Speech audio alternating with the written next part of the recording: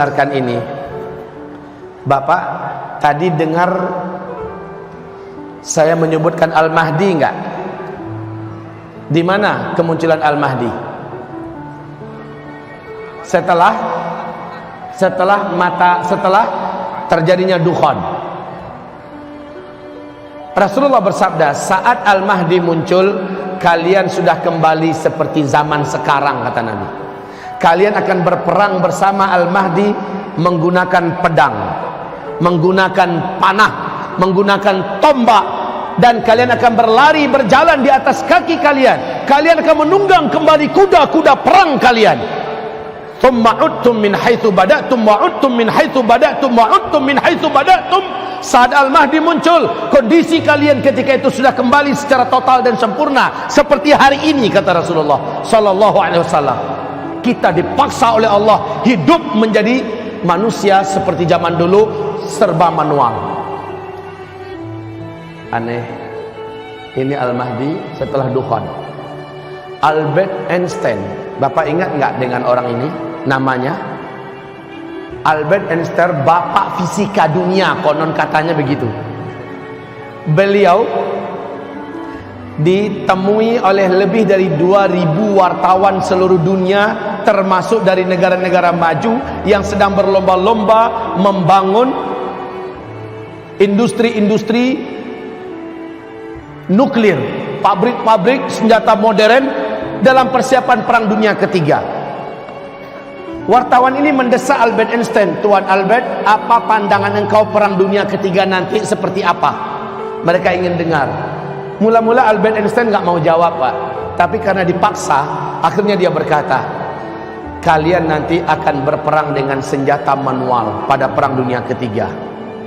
Saya tidak tahu senjata seperti apa yang akan kalian gunakan, tetapi yang pasti tidak ada satupun nuklir yang kalian buat hari ini pada perang dunia ketiga masih bisa kalian pakai. Tidak ada satupun pesawat yang hari ini kalian buat pada perang dunia ketiga bisa kalian pakai. Kalian semua akan kembali kepada senjata manual. Lihat, Albert Einstein meyakinkan kepada 2000 wartawan lebih, perang dunia ketiga sudah dimulai nanti dengan senjata manual. Wajar, Pak, di YouTube apa lihat apa kerjaan orang Eropa hari ini. Mereka mulai membuat senjata-senjata manual yang unik-unik dan aneh-aneh. Dan saya tidak heran kalau di Vatikan Roma puluhan ribu para pemuda-pemuda Kristen dilatih menunggang kuda sekarang ini dan melemparkan panah di atas kuda. Mereka sudah menyiapkan ratusan ribu pedang-pedang dari besi-besi terbaik hari ini. Kenapa kaum muslimin? Mereka yakin perang ke depan menggunakan kembali pedang, tombak, panah dan sebagainya. Umat Islam apa yang dipersiapkan? Pegang pisau dapur aja teroris, boro-boro megang pedang. Kalau mau ambil jalur legal, ambil jalur legal. Nah, saya dengar di Sentul ini, Adzikra ini ngambil jalur legal. Legal, ada pelatihan resminya, tercatat. Nanti kalau ada memanah, saya sarankan gabung di Perpani, buka cabangnya. Kalau berkuda, buka ekostrian di sini, buka perdasi di sini, ya cabangnya atau bagaimana. Lakukan seluruhnya secara legal. Karena umat Islam wajib untuk mempersiapkan diri seperti ini. Baik, kita lanjut. Al-Mahdi akan muncul. Dan Rasulullah bersabda, beliau munculnya di Mekah. Al-Mahdi munculnya nanti di Mekah. Tepatnya seorang lelaki dari Madinah dikejar oleh 300 orang pasukan darat berjalan kaki dari Damaskus. Mereka digelari dengan pasukan Sufyani, sejumlah 300 orang. Dikejar laki-laki yang ada di Madinah ini. Ciri-cirinya melengkapi seluruh ciri-ciri yang ada pada Al-Mahdi. Laki-laki ini tahu bahwa dia yang dimaksud, dia pun lari. Saat dia meninggalkan Madinah, melintasi Zulhulaifah, lalu lewat Al-Baida dan terus menuju Makkah, mereka 300 orang yang mengejar sampai di Al-Baida. Al-Baida adalah perbatasan antara Makkah dengan Madinah, ya. Kota kecil ini, Pak, masuklah 300 orang itu di situ. Allah jadikan gempa, kemudian terbelahlah tanah di Al-Baida.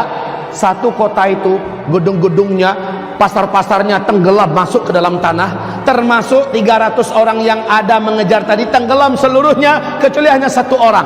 disisakan oleh Allah untuk memberikan kabar kepada orang-orang di belakangnya, kami tenggelam di Al-Baida.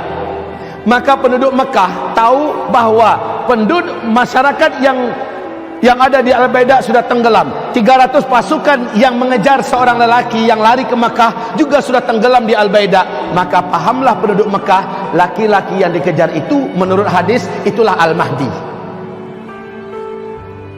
Penduduk Mekah segera menyebar mencari mana laki-laki tersebut, karena ciri-cirinya dijelaskan lengkap oleh Nabi. Dengan sangat mudah lelaki ini akhirnya ditemukan. Ternyata laki-laki ini ditemukan sedang tawaf, Pak. Sedang tawaf, karena adabnya kalau masuk Mekah tawaf kudum dulu kan. Dia tawaf duluan. Tawaf walaupun nundukkan muka, nggak kepengen ketahuan. Beda dengan orang yang di Medan, Pak, ngaku-ngaku Al-Mahdi. Aku adalah Al-Mahdi, ayo baiat dengan aku, nomor rekeningku sekian. Ngolah. Satu kali baiat harganya sekian. Nah, kaum muslimin, ini Al-Mahdi malah menyembunyikan wajahnya. Tapi ditangkap oleh orang beriman. Kawan-kawan, ini dia lelakinya. Dipaksa untuk mau menerima baiat. Mula-mula dia tidak mau. Dia menolak. Dia minta waktu. Di malam harinya kata Rasulullah sallallahu alaihi wasallam, fa aslahahu Allahu fi lailatin. Allah pun mengislah keadaannya dalam satu malam. Al-Mahdi yang sebenarnya memang dialah Al-Mahdi tidak mau, sebenarnya dia tidak mau, tapi Allah kuatkan hatinya dalam satu malam sehingga dia besoknya siap untuk dibaiat. Allah jadikan dia memiliki kemampuan kepemimpinan yang sebelumnya dia tidak punya. Aslahahullahu fi lailah. Allah berikan dia bekal-bekal kepemimpinan. Allah berikan bagaimana cara menyatukan dunia, bagaimana cara menaklukkan musuh-musuh, bagaimana cara bla bla bla, diajarkan oleh Allah dalam satu malam. Fa aslahahullahu fi lailah. Baca ini semua nanti di kitab Ensiklopedia Akhir Zaman. Kitab ini ada di luar. Baca di kitab ini bagaimana Al-Mahdi diajarkan oleh Allah dalam satu malam, diperbaiki keadaannya sehingga besok dia siap untuk dibaiat. Di Mekah, tepat di antara rukun Hajar Aswad dengan Maqam Ibrahim, disitulah dia menerima baiat. Kaum muslimin, ciri-ciri Al-Mahdi itu kata Ali bin Abi Thalib dalam hadis yang sahih, yushbihu nabiyakum fil khalqi fil khuluqi wala yushbihuhu fil khalqi. Al-Mahdi itu nanti adalah dari keturunan kandung anakku ini. Ali sambil memegang Hasan bin Ali. Anak Ali kan kembar dua, Hasan Hussein. Ali memegang Hasan. Apa kata Ali? Hasan ini adalah seorang sayyid. Dari keturunannya nanti akan muncul seorang pemimpin umat di akhir zaman. Namanya sama dengan nama Nabi kamu, nama ayahnya sama dengan nama ayah Nabi kamu, Muhammad bin Abdullah atau Ahmad bin Abdullah. Dia mirip dengan Nabi kamu di bidang akhlak, tapi dia tidak mirip dengan Nabi kamu di bidang bentuk. Nih, kalau lihat kemarin di YouTube menyebar, ada penampakan atau muncul sosok cicit Nabi yang sangat rupawan. Kalau benar itu adalah cicit Nabi, setidaknya kurang lebih Rasulullah itu memang menawan, Pak. Putih, bersih, indah, wajahnya menarik, semuanya lengkap pada sosok Nabi. Tapi Al-Mahdi beda. Al-Mahdi kata Rasulullah SAW, warna kulitnya, sampai ke warna kulit Nabi sebutkan, Pak. Warna kulitnya coklat kehitam-hitaman. Warna rambutnya pirang.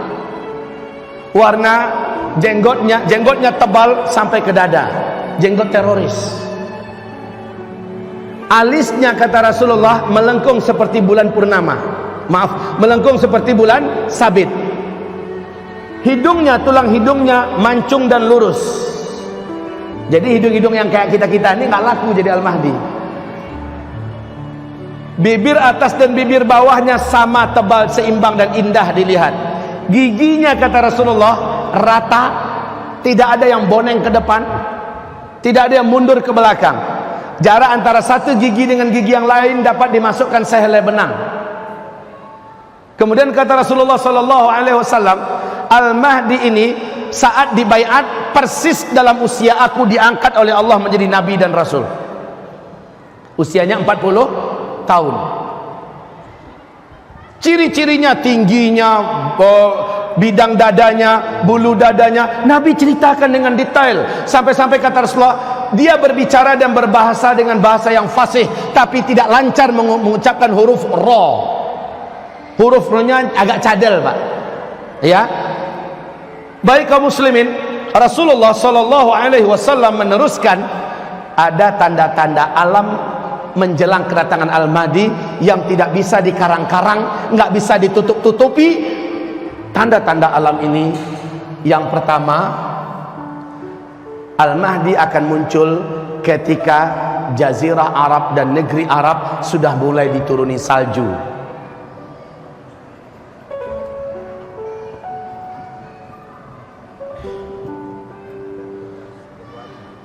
Salju turun di Arab. Sudah sejak 2009 salju mulai diansur-ansur, Pak. 2012 sudah tebal, 2013 makin hebat, 2014 sudah mendekati Mekah, 2015 kemarin sahabat saya di Mekah kirim foto terbaru, video bukan foto lagi, video terbaru. Di Mekah sudah ada lembah yang sudah menggenang air, di pinggirnya sudah ada salju, Pak. Syekh Saud Shuraim saat salju pertama mulai turun di Jazirah Arab, khususnya di Arab Saudi, dia berteriak sambil khutbah Jumat dan dia berkata, "Hadhi ayatun min ayatillah." Ini adalah satu tanda di antara tanda-tanda ayat-ayat Allah fi akhir zaman, di akhir zaman. Hai manusia, ketahuilah oleh kalian, adakah tanda yang lebih jelas melainkan salju turun di Jazirah Arab? Kan nggak pernah kan sebelumnya, kan nggak kebayang, malah negeri gersang panas tandus kayak Arab gitu bisa turun salju. Tapi sekarang, Pak, seorang pilot pesawat Air Asia, orang Indonesia, tinggalnya di Pak Ali namanya, tinggalnya di Cyber City, ya, di Malaysia. Beliau mengatakan 3 tahun terakhir ini, asal dia masuk daerah Arab, khususnya daerah Arab Saudi, langit itu selalu berawan sekarang. Dulu enggak, dan makin kesininya makin tebal awannya, makin hitam, Pak. Ketika dia landing, di mana-mana tempat dia sudah melihat ada tumpukan-tumpukan salju. Masya Allah. Ini adalah tanda Al-Mahdi sudah sangat dekat. Bukankah Rasulullah bersabda, jika kamu mendengar Al-Mahdi keluar, kamu wajib pergi kepadanya, berbaiat bersamanya, walau merangkak di atas salju. Kalimat merangkak di atas salju menandakan sudah tidak ada mobil, sudah tidak ada pesawat, tidak ada helikopter, walaupun jalan kaki, kejar, menyusullah, bergabunglah dengan Al-Mahdi, walau merangkak di atas salju. Baik, salju di Arab. Berikutnya, menjelang Al-Mahdi keluar, terjadi kekacauan dan huru hara yang merata di Timur Tengah. Huru hara di mana-mana menjelang Al-Mahdi keluar. Gimana kondisi Arab sekarang? Gimana kondisi Arab sekarang? Jawab. Setelah Arab Spring sampai hari ini nggak jelas juntrungannya. Malah makin kesininya, Pak, makin berkabut suasana di Timur Tengah itu. Huru hara, kegaduhan, perang dan perang. Menjelang Al-Mahdi keluar, terjadi fitnah di Syam. Fitnah di Syam, fitnah Syam. Nah, di mana Syam? Syria, Palestina, Lebanon dan Yordania. Fitnah di Syria, makna fitnah adalah terjadi pembantaian umat Islam, terjadi pembunuhan, terjadi peperangan, terjadi pengrusakan dan penghancuran yang dahsyat, terjadi eksodus masyarakat keluar dan diusir hebat-hebatan, luar biasa. Fitan bisyam. Dan Nabi berkata, ini pesan terpenting dari ceramah kita sekarang ini. Ini pesan terpenting. Awas, Bu, perhatian seluruhnya. Bapak, perhatikan seluruhnya. Pesan Rasulullah SAW yang mulia adalah, saat fitnah di Syam sudah membara, perintah Rasulullah adalah badiru bil a'mali fitanan. Badiru bil a'mali fitanan. Berlomba-lombalah kamu memperbanyak amal-amal soleh di masa-masa fitnah. Wal fitanu bisyam. Wal fitanu bisyam. Dan yang dimaksud dengan fitnah, standar barometernya adalah di negeri Syam. Rasul perintahkan, kalau fitnah sudah membara di Syam, kerjaan kalian semua yang bukan penduduk Syam, perbanyak amal soleh. Kaum muslimin Jakarta, kaum muslimin Sentul, kaum muslimin Jawa Barat, kaum muslimin Jawa, kaum muslimin Sumatera, kaum muslimin se-Indonesia, kaum muslimin di tetangga jiran kita Malaysia, Australia, kaum muslimin satu dunia. Diperintahkan Nabi, bila fitnah Syam membara, kamu wajib memperbanyak amal soleh, berlomba-lomba memperbanyak amal soleh, stop amal salah. Perintah Rasulullah. Sebab apa? Sebab ke depan kalian akan menyaksikan fitnah di muka bumi ini terus naik. Bukan makin buruk, Pak. Bukan makin baik. Makin kesininya makin hebat fitnah-fitnah itu. Peperangan, bencana, musibah, kelaparan, petaka, dan segala macamnya yang jelek-jelek makin kesininya makin hebat, Pak. Bapak akan saksikan. Wallahi 1-2 tahun ke depan Bapak akan percaya 100% dengan apa yang hari ini saya sampaikan. Kekacauan akan merata di seluruh dunia, termasuk di Indonesia. Bapak akan lihat bagaimana kondisi Indonesia sekarang yang gonjang-ganjing gak karu-karuan. Ciri-ciri kebangkitan komunis begitu sangat jelasnya. Bagaimana kuasa Syiah sudah mulai menggurita di mana-mana. Belum lagi ditambah dengan oknum-oknum yang sudah bersatu untuk menguasai Indonesia. La haula wala quwata illa billah. Ini baru Indonesia. Malaysia sekarang, Pak. Saya tiap tahun dari 2011 ke Malaysia. Tiap bulan saya ada jadwal 1 minggu di Malaysia. Saya tahu bagaimana perkembangan sekarang yang ada di Malaysia. Hampir ambruk Malaysia, Pak. Ternyata begitu juga di negeri yang lain. Kita sedang menuju kepada kehancuran dalam makna yang sesungguhnya di akhir zaman. Ini fase keempat.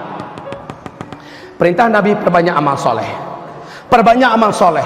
Kalau sebelumnya solat kita masih di rumah, sekarang nggak ada lagi cerita solat di rumah, kejar ke masjid. Kalau sebelumnya kita puasa Ramadannya masih biasa-biasa, besok harus luar biasa puasa Ramadannya. Banyak diisi dengan qiraah Quran, banyak diisi dengan majlis zikir, banyak diisi dengan majlis ilmu. Perbanyakkan kita beribadah kepada Allah SWT. Kuatkan sedekah dan infaknya, kuatkan sedekah dan infaknya. Sebelum sedekah dan infak tidak lagi berguna dan tidak ada yang mau menerima. Selanjutnya, menjelang Al-Mahdi keluar, akan wafat terlebih dahulu seorang raja Arab, penguasa Mekah dan Madinah. Mekah Madinah itu di mana letaknya? Saudi, bukan di Kuwait, bukan di Uni Emirat Arab, di Saudi. Wafat seorang raja Arab. Wafat seorang raja Arab. Saya bacakan hadisnya berikut ini. Yaqtatilu inda kanzikum thalathah. Apa arti thalathah?